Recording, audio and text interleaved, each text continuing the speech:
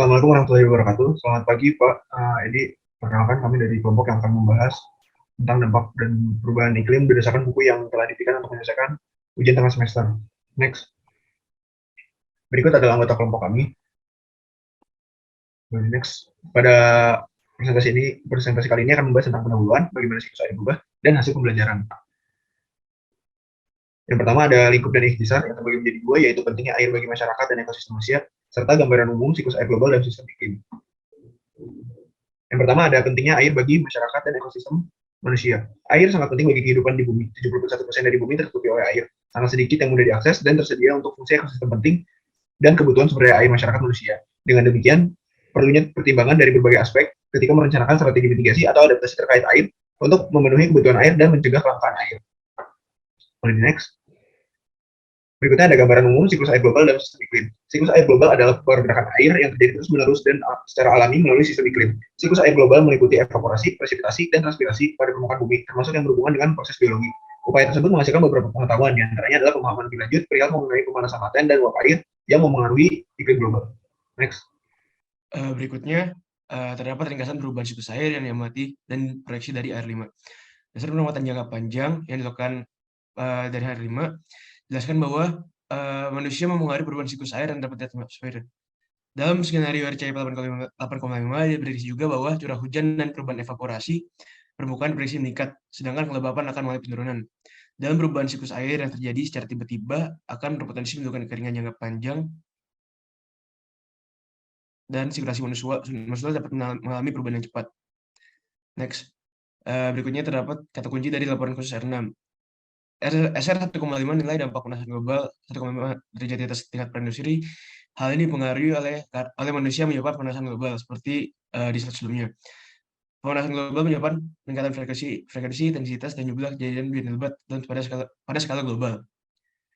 SR 1,5 menyebutkan juga bahwa setiap penambahan derajat akan mengaruhi aspek iklim. SRCC memberikan penilaian komprehensif tentang perubahan terkini khususnya di daerah tertutup salju dan es yang membentuk komponen dari siklus air di dataran tinggi akibat dari pemanasan global daerah permafrost. Penjara permafrost yang meluas diproyeksikan akan terus berlanjut hingga abad ini dan seterusnya.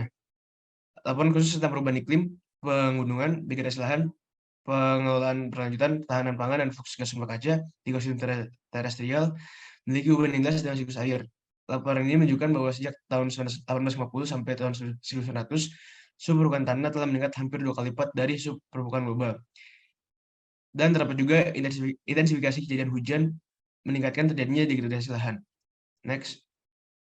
Selanjutnya ada pratinjau dan penggambaran. Laporan AR5 merupakan terobosan dalam mengetahui pengaruh aktivitas manusia terhadap siklus air. Namun, berbagai proyeksi regional tentang curah hujan serta sumber daya air pada berbagai kondisi masihlah merupakan variabel yang tidak menentu dan tetap. Pada kesempatan kali ini, kami membahas dari laporan Climate Change 2021, The Physical Science Basic, yaitu pada bab 8. Pada bab 8 ini dilakukan penilaian perubahan siklus air dan mempertimbangkan perubahan iklim dari perspektif pengaruh terhadap ketersediaan air daripada hanya mempertimbangkan curah hujan. Pada bab 8 ini dimulai dengan menampilkan bukti teoritis yang kemudian menghubungkan proses dan penggerak skala kecil, serta anggaran energi global dan kendala sirkulasi skala besar dengan perubahan yang dipahami secara fisik dan siklus air global. Pada bab 8 ini juga memiliki banyak tautan di semua bab AR6 WGI. Jadi harus menyatakan referensi ke subbagian dan gambar bab lainnya. Nah, keterangan pada bab lainnya terdapat pada slide tersebut. Next. Oke, kita masuk ke pembahasan di subbab 8.3, yaitu tentang perubahan siklus air. Nah, perubahan siklus air ini terdiri dari 7 yang akan dibahas, yaitu yang pertama ada intensitas siklus global.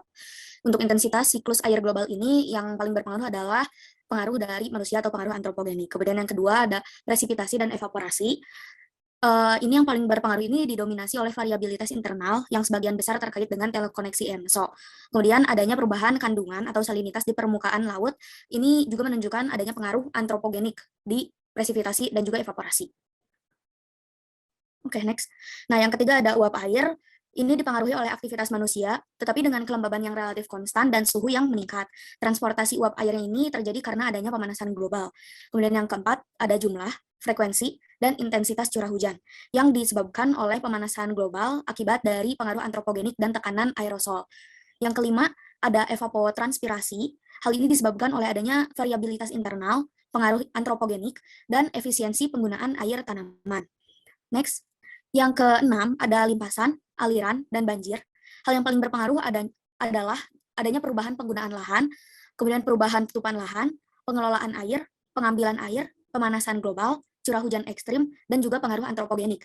Dan yang ketujuh yaitu kegersangan dan kekeringan. Hal ini disebabkan oleh turunnya kelembaban tanah dan juga gas rumah kaca yang menimbulkan penipisan lapisan ozon akibat adanya pengaruh dari antropogenik. Baik, selanjutnya yaitu reservoir air tawar. Yang pertama yaitu gletser. Selama dekade 2010 sampai 2019, gletser mengalami kehilangan massa yang lebih banyak dibandingkan dengan dekade lainnya sejak awal catatan pengamatan. Hal ini dipengaruhi oleh manusia yang merupakan faktor utama adanya kemunduran gletser, di mana gletser tersebut berkontribusi terhadap kenaikan permukaan laut. Jelasnya, pemanasan global yang disebabkan oleh manusia menjadi faktor utama terjadinya penurunan massa gletser global sejak awal abad ke-20, di mana sebagian besar gletser telah mengalami kehilangan massa yang lebih cepat sejak tahun 1960-an, sehingga berakibat pada peningkatan limpasan gletser. Selanjutnya yaitu tutupan salju musiman. Dari AR5, atau laporan kajian IPCC yang kelima, menilai bahwa luas tutupan salju belahan bumi utara telah menurun sejak akhir 1960-an, terutama pada musim semi. Hal tersebut telah dikonfirmasi dengan diadakannya penelitian terbaru. Lalu dari AR6, atau laporan kajian IPCC yang ke-6, menilai bahwa tutupan salju musim semi telah menurun sejak tahun 1978. Jelasnya, penurunan luas tutupan salju, kedalaman, dan durasi salju yang telah diamati sejak akhir tahun 1960-an diperoleh bahwa berkaitan dengan pengaruh manusia serta bergantung dengan wilayah dan musim. Selanjutnya, lahan basah dan danau. Lahan basah dan danau dapat mempengaruhi iklim, yaitu berdampak pada emisi karbon dan metana. Selain itu, dari pengamatan beberapa sensor satelit, bahwa memungkinkan untuk mendeteksi air permukaan, bahkan di bawah vegetasi dan awan selama sekitar 25 tahun. Hanya saja dengan resolusi spasial yang rendah. Walaupun kian hari air permukaan mengalami penurunan, tapi ada keyakinan bahwa tingkat air permukaan buatan manusia telah meningkat selama abad ke-20 dan abad ke-21, misalnya dengan dibuatnya atau dengan adanya danau, bendungan, dan sebagainya. Lalu air tanah. Air tanah berguna sebagai penyimpan air tawar paling luas di dunia. Air tanah diperkirakan memasok antara 1/4 dan 1/3 dari pengambilan air tawar tahun untuk pemenuhan kebutuhan pertanian, industri, dan domestik. Lalu ada keyakinan yang tinggi bahwa penipisan air tanah telah terjadi setidaknya sejak awal abad ke-21 sebagai konsekuensi dari pengambilan air tanah untuk irigasi di beberapa daerah pertanian yang memiliki lahan kering, misalnya di dataran Cina Utara, India Barat Laut, dan sebagainya. Lalu variasi yang teramati pada fenomena skala besar dan variabilitas regional. Hal ini berkaitan dengan telekoneksi hidrologi yang relevan dengan siklus air. Lalu zona konvergensi antar tropis dan sabuk hujan tropis. Pada dekade ini, sabuk hujan tropis atas lautan mengalami perubahan, yaitu menyempit serta menguat, yang menyebabkan peningkatan curah hujan di wilayah inti daerah pertemuan massa udara antar tropis. Selanjutnya akan dijelaskan tentang reservoir air tawar. Nah, untuk reservoir air tawar ini terdapat beberapa sirkulasi. Yang pertama adalah sirkulasi Hadley dan sabuk subtropis. Sirkulasi Hadley adalah pola pergerakan udara yang bergerak naik di khatulistiwa dan turun di sekitar daerah subtropis. Dan baru-baru ini terjadinya ekspansi sirkulasi Hadley dan berkaitan dengan pergeseran jalur siklon tropis ke arah kutub utara, kutub di atas Samudra Pasifik utara bagian barat sejak tahun 1940-an dan jalur badan ekstratropis sejak tahun 1970-an. Selanjutnya ada juga sirkulasi Walker, yakni sirkulasi atmosfer dari arah timur ke arah barat sepanjang kawasan ekuator. Pada AR5, artikel AR5 menyimpulkan bahwa pelemahan jangka panjang dari sirkulasi Pacific Walker dari abad 19 hingga 1990-an sebagian besar telah diimbangi oleh penguatan yang terjadi baru-baru ini. Selanjutnya, besar kemungkinan bahwa perubahan sirkulasi Walker berkaitan juga dengan perubahan siklus air di wilayah seperti benua maritim Amerika Selatan dan Afrika. Karena sangat mungkin bahwa sirkulasi Walker telah menguat di Pasifik sejak tahun 1980-an. Dan penguatan ini berada dalam kisaran variabilitas next. Selanjutnya ada monsun atau muson. Dalam laporan air memiliki kepercayaan yang rendah dalam atribusi perubahan monsun terhadap pengaruh manusia. Mana air ini sangat berguna dalam populasi manusia untuk irigasi, untuk hidup dan kehidupan sehari-hari lainnya.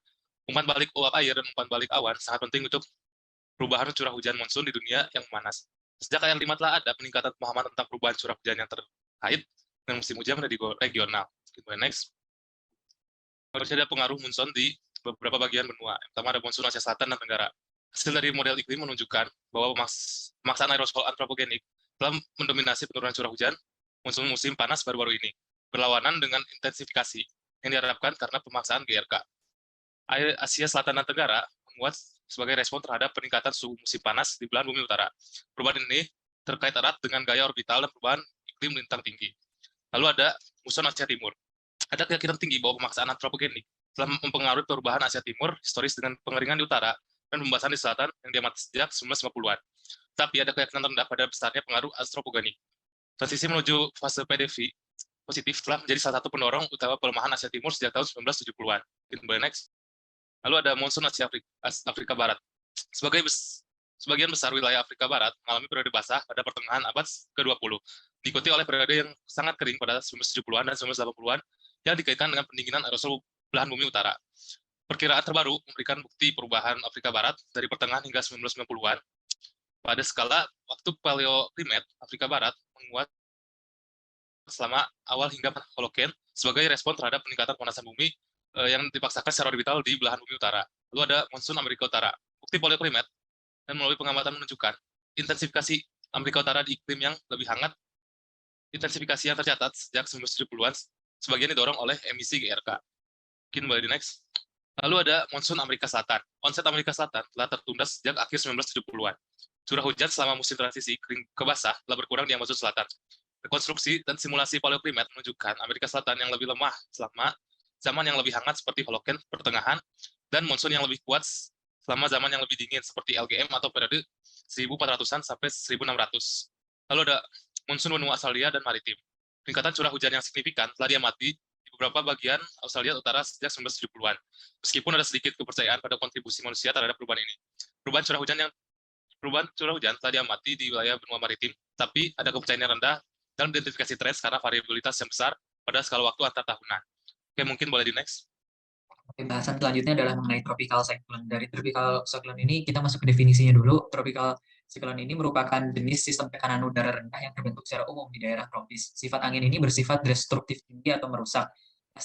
Iklim ini juga merupakan bagian penting dari sirkulasi atmosfer dengan cara memindahkan panas dari daerah khatulistiwa yang menuju garis lintang yang lebih tinggi gitu. Daerah yang iklim tropisnya paling tinggi itu disebutkan di daerah Samudra Pasifik gitu. Selanjutnya ada stasioner gelombang atau gelombang stasioner ini merupakan gelombang skala planet yang kira-kira stabil atau stasioner dalam posisi geografis berlawanan dengan propagasi gelombang planet dan baik bagi sebagian dari sirkulasi umum klimatologis dan anomali musiman dan jangka pendek.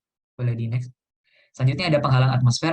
Penghalang atmosfer ini seperti yang kita tahu terdapat 5 atmosfer di bumi, yaitu ada troposfer, stratosfer, mesosfer, terasosfer, dan eksosfer gitu. Intinya dari 5 atmosfer ini tidak berpengaruh signifikan terhadap perubahan iklim gitu. Selanjutnya ada ekstropis, siklon, dan jalur badai. Ekstropis, siklon, dan jalur badai ini disebut juga sebagai gelombang sejenis sistem badai siklon yang terbentuk di lintang menengah atau tinggi, yakni dengan lintang 30 derajat sampai 60 derajat lintang selatan maupun lintang utara. Sistem badai siklon ini merupakan sekumpulan massa yang dingin dan panas yang membawa hujan, angin berkecepatan tinggi, perubahan suhu udara yang drastis, hujan es, bahkan tornado. Selain itu, badai juga memiliki lajurnya tersendiri yang biasa disebut dengan jalur badai. Boleh di next.